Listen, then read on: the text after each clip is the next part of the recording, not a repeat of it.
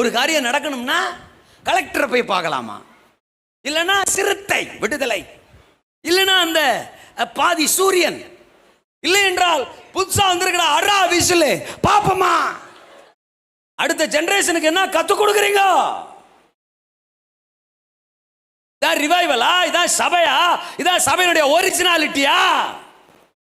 பென்டிகாஸ்டலிசம் has lost its originality. பெந்தெகோஸ்தே மார்க்கத்தினுடைய ஒரிஜினாலிட்டியை என்னைக்கோ இழந்துருச்சு sir, தோத்துருச்சு sir.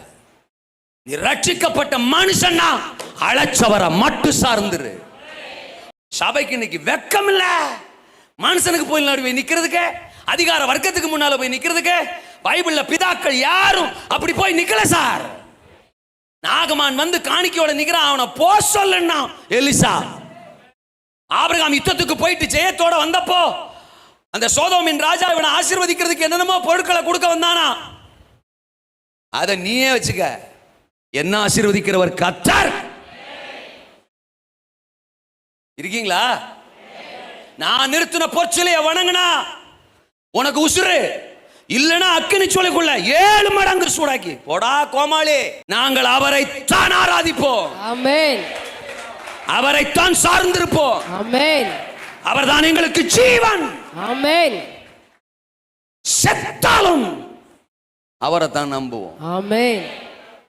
நாங்கள் ஆராதிக்கிற தேவன் எங்களை தப்புவிக்க வல்லவர். ராஜாவாகிய உமது கைக்கும் எரிகிற அக்கினி சூளைக்கும் அவர் எங்களை விடுவிப்பார். விடுவியாமல் போனாலும் that's what the real man of God. சொத்துக்காக நாங்க இயேசுவை தேடுற கூட்டம் இல்ல, இயேசுவுக்காக இயேசுவை தேடுற கூட்டம். எங்களுக்கு ஏதோ ஒன்று கிடைக்கும் அப்படிங்கிறதுக்காக இயேசுவை தேடுற கூட்டம் இல்ல. என் ராஜாவுக்காக எதையாகிலும் ஒன்றை கொடுக்கலாமா, எதையாகிலும் ஒன்றை இழக்கலாமா என்று எங்கள் ராஜாவை தேடுகிற கூட்டம். அவர்தான் எங்கள் நம்பிக்கை, ஆமென். அவர்தான் எங்கள் ஜீவன், ஆமென். அவர்தான் சுவாசம், அவர்தான் எதிர்காலம், அவர்தான் எல்லாம்.